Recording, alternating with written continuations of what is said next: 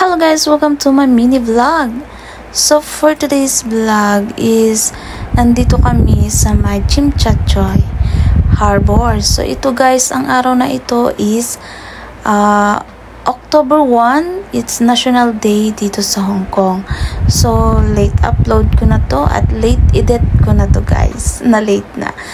So ito guys, dito kami sa Chimchachoy Harbor. So ayan, makikita nyo ang ganda ng view. Maganda dito magtambay pag malapit na ang takip silim, kasi makikita mo ang kabuang view ng harbor. And then ito yung yacht na to is ano yan, may bayad dyan 200 per person. So free food na yan, free drinks. And then itutour kayo sa buong harbor yan, sa buong harbor niya ng Hong Kong. So makikita nyo ang buong kagandahan ng karagatan ng Hong Kong. So ayan, nagtakip silim na. Ayan, kung nakikita nyo ang ganda na ng view. So nagtambay ng konti.